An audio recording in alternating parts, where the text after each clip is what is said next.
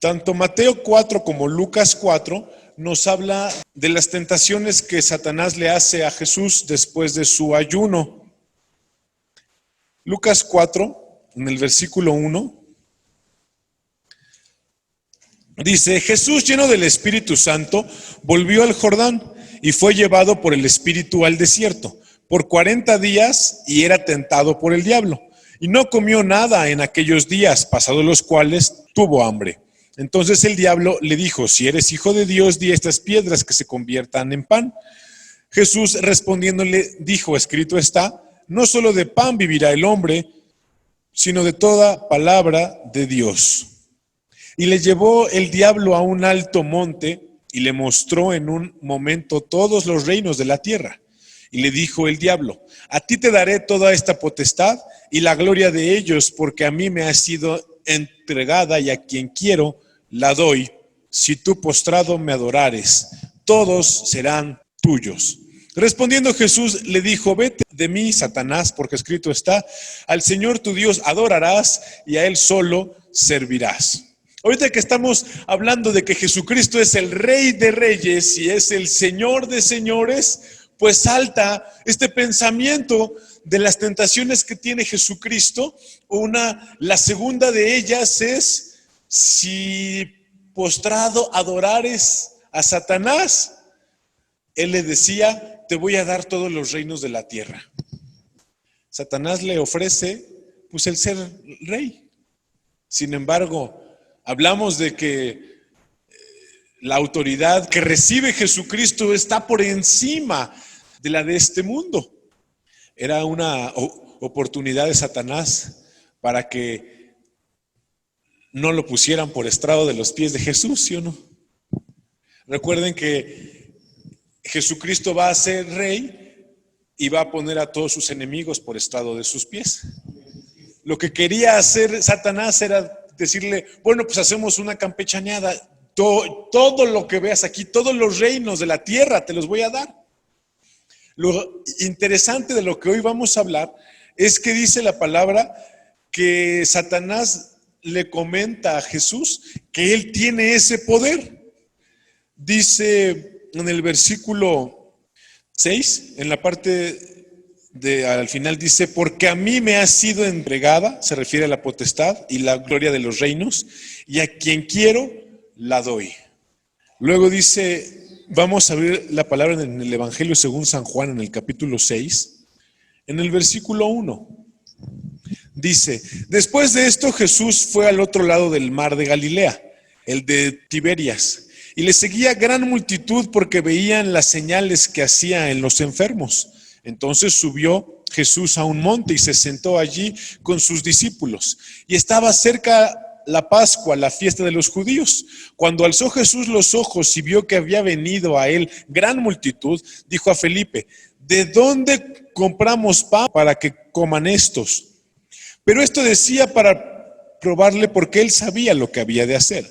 Felipe le respondió: 200 denarios de pan no bastarían para que cada uno de ellos tomase un poco.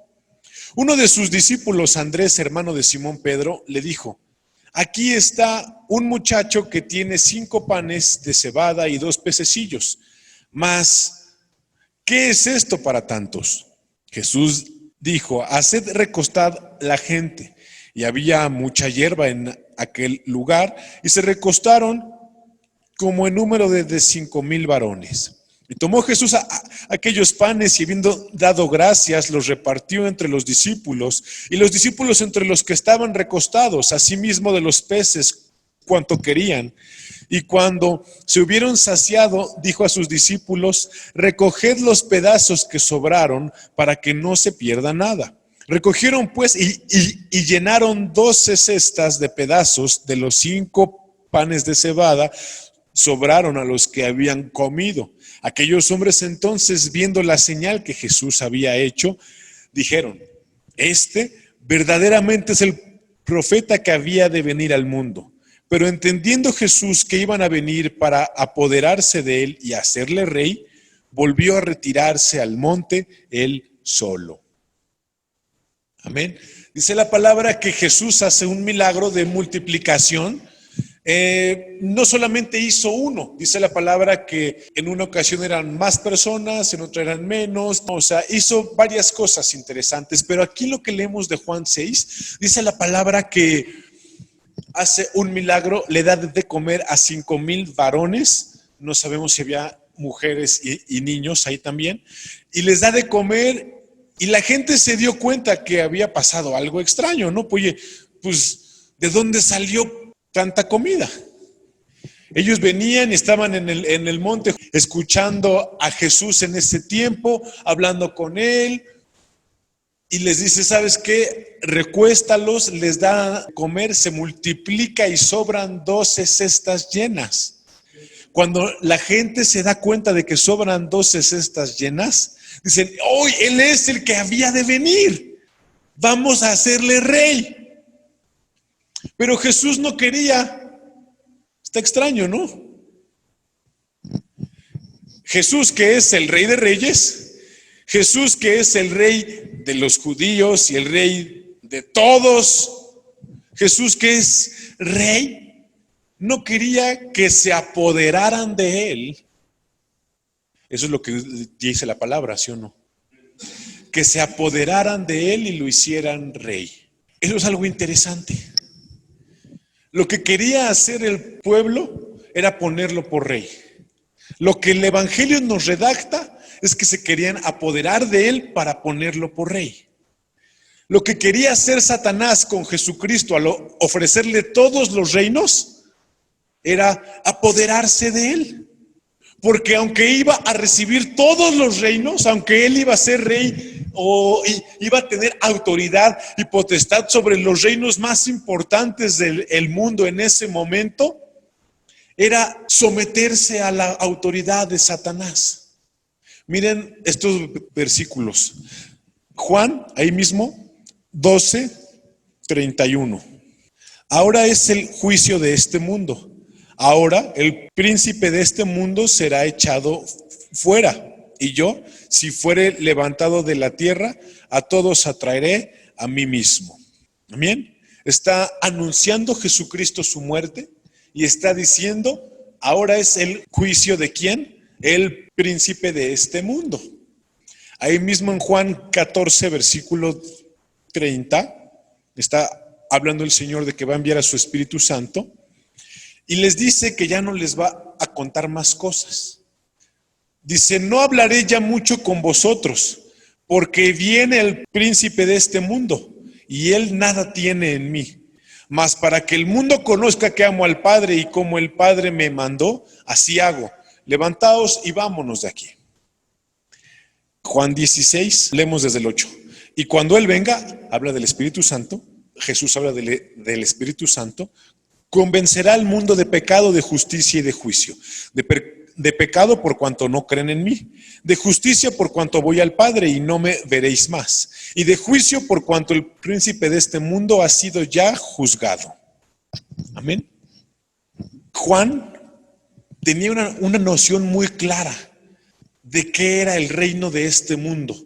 Que los reinos de este mundo, aunque uno pudiera ser chino y no tener ninguna relación con los de Arabia o con la gente de Asia Menor, él sabía que el que gobernaba en general era Satanás.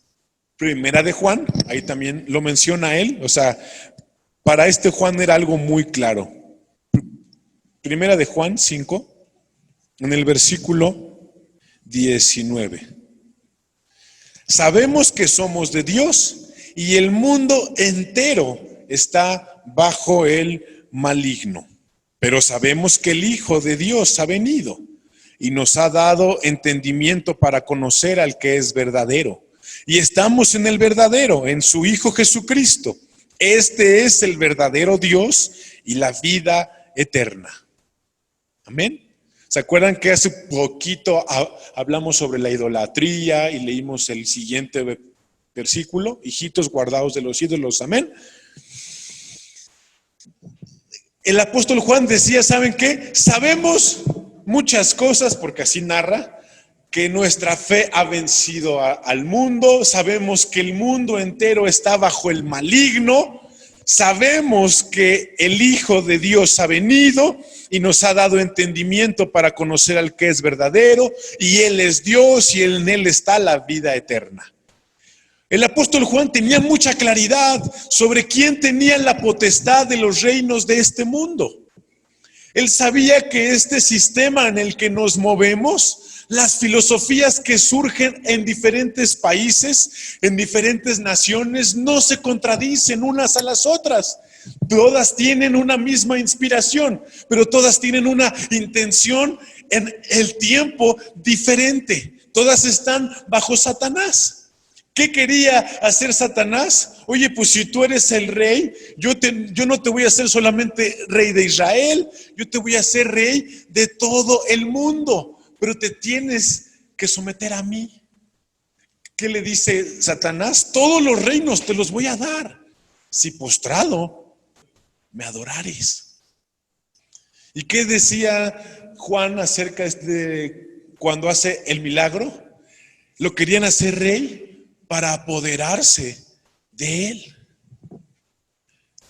Segunda de Corintios 4, vamos a leer desde el versículo 1.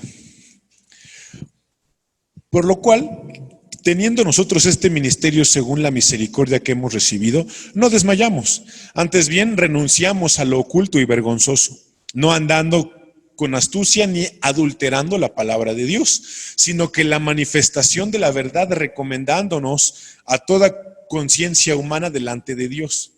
Pero si nuestro evangelio está aún encubierto entre los que se pierden, está encubierto, en los cuales el Dios de este siglo cegó el entendimiento de los incrédulos para que no les resplandezca la luz del evangelio de la gloria de Cristo, el cual es la imagen de Dios. Porque no nos predicamos a nosotros mismos, sino a Jesucristo como Señor y a nosotros como vuestros siervos por amor de Jesús. Porque Dios, que mandó que de las tinieblas resplandeciese la luz, es el que resplandeció en nuestros corazones para iluminación del conocimiento de la gloria de Dios en la faz de Jesucristo. Fíjate que la gloria de Dios se ve en la faz de Jesucristo.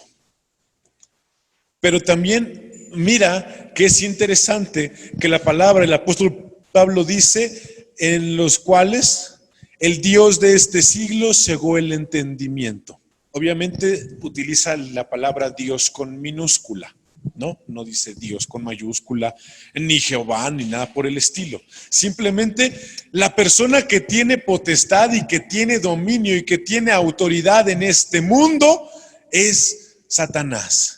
¿Y cómo es que llega a esta situación? Bueno, ya lo hemos hablado en otras ocasiones. Dios puso al hombre para señorear la tierra. Recuerden que el mundo estaba desordenado y vacío. La obra de Satanás estaba operando en este mundo. Y Dios hizo al hombre para que sojuzgara, para que señoreara. Recuerden la palabra ahí en Génesis, vamos a abrirlo rápidamente, nada más para recordarlo, en 1:28. Y los bendijo Dios y les dijo, fructificaos y multiplicaos, llenad la tierra y sojuzgadla, señorear en los peces del mar, en las aves de los cielos y en todas las bestias que se mueven sobre la tierra. Dice la palabra que la labor del hombre era sojuzgar.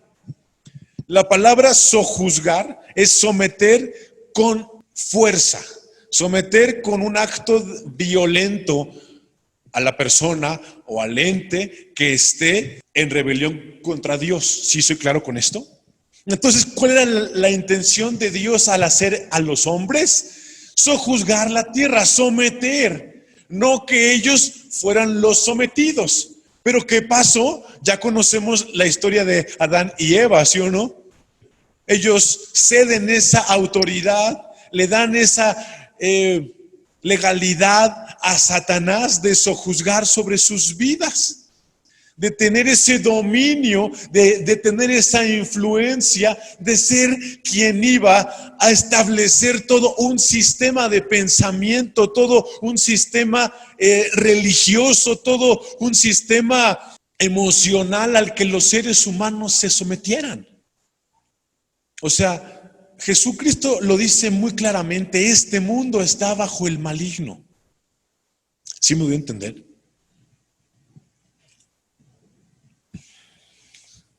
Ahora, tú y yo sabemos que Jesucristo venció.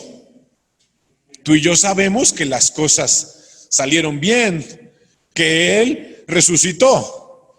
Tú y yo sabemos que ha recibido un nombre que es sobre todo nombre. Y tú y yo sabemos que hoy está sentado a la diestra del Padre, esperando a que todos sus enemigos sean puestos por estrado de sus pies. Tú y yo lo sabemos, que el que va a estar sujeto a Dios, el que se va a arrodillar a Jesucristo es Satanás. Entonces hoy, ¿qué hacemos aquí? Para orar, ¿qué? Si Jesús ya es rey. Bueno, porque Satanás sí tiene dominio sobre este mundo. Y tú y yo vivimos en este mundo. Y tú y yo nacimos y crecimos y nos desarrollamos y recibimos educación en este mundo. Incluso las mejores intenciones de las personas, de nuestros padres, los valores, las virtudes más honrosas de la humanidad están bajo el maligno. Eso nos convierte a nosotros en una persona sumamente distorsionada de la verdad. Una persona que no tiene luz en su vida, que no tiene orden en su pensamiento, que está sometido más de lo que se imagina.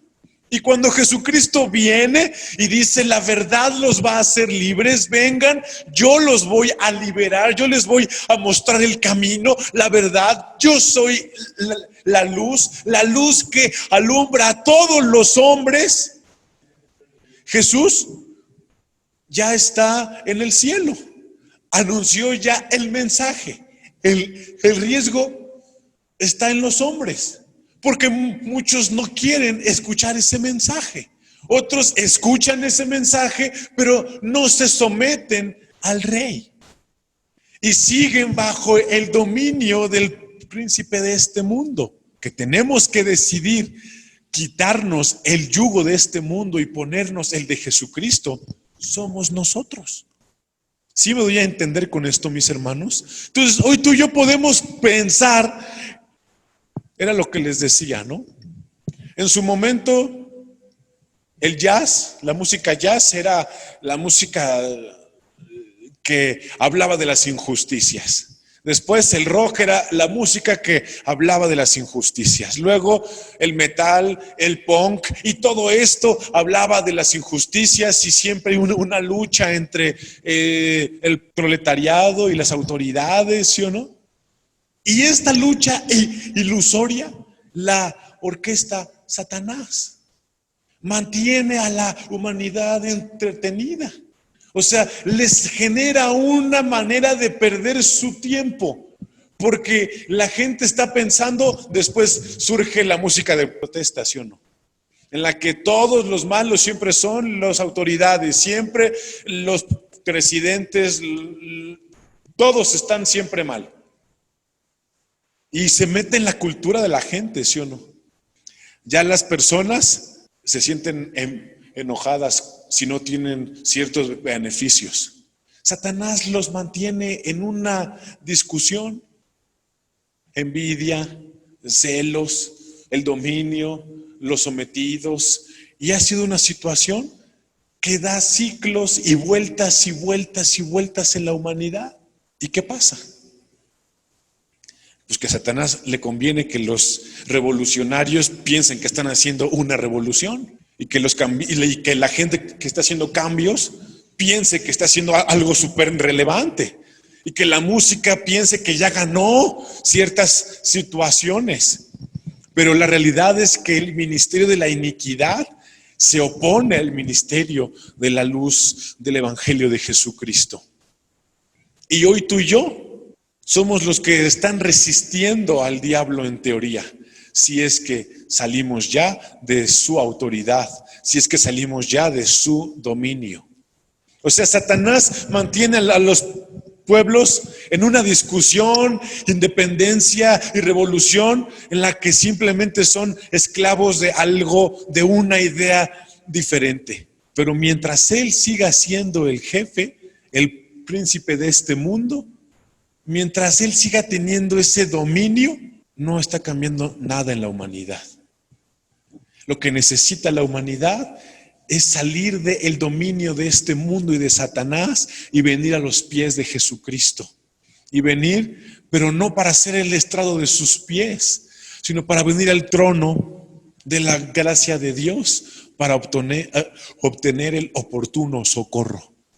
¿Sí me doy a entender, mis hermanos? Entonces hay algo por lo que hoy tenemos que orar en dos sentidos. El sentido número uno es que tú sepas que ya no estás bajo el maligno. Es que tú sepas que tu forma de pensar, de razonar, que tu personalidad y que tu visión de la vida ya no está siendo afectada por el sistema que el maligno estableció en este mundo. Recuerden que yo les decía hace unos días sobre la idolatría. Les decía, lo único que Satanás quiere es que tú tengas una idea distorsionada de quién es Dios. Esa idea distorsionada está permitida en el sistema de Satanás. Es más, él establece las cosas que tú sí puedes creer sobre Satanás y que no son peligrosas para él en su reino. Lo que nosotros tenemos que hacer es venir a la verdad. Que Dios nos quite, el velo de los ojos. Decía en Corintios, porque Él ha cegado el entendimiento de los incrédulos. Todos éramos incrédulos antes de escuchar la palabra de Dios, porque la fe viene por el oír la palabra de Dios. Y no todo mundo nació escuchando la palabra de Dios. Y una cosa es oír. Y Jesús les decía, si tienen oídos para oír, oigan. Y otra cosa es poner atención y que esa palabra afecte nuestras vidas. Entonces, una, verifica que tú no estás bajo el maligno. Y dos, tú tienes que ser parte de la oposición al ministerio de la iniquidad. ¿Sí soy claro? Pero para ver contra lo que tienes que luchar, mi hermano, es que tú y yo podemos pensar que los malos, los niños en la escuela piensan que los malos son los maestros, ¿no? Y después, cuando son más grandes, se dan cuenta que el problema es el sistema educativo, no eran los maestros. Y después, cuando son más grandes, se dan cuenta que el problema era el sistema de gobierno. Y después, cuando son más grandes, se dan cuenta que el problema es la humanidad. Pero la diferencia está en que nosotros sabemos que el problema no es una persona en sí misma, sino el pecado, la maldad, lo que se tiene que erradicar. Y nosotros tenemos que hacerle frente a esta situación a favor de nuestro Dios.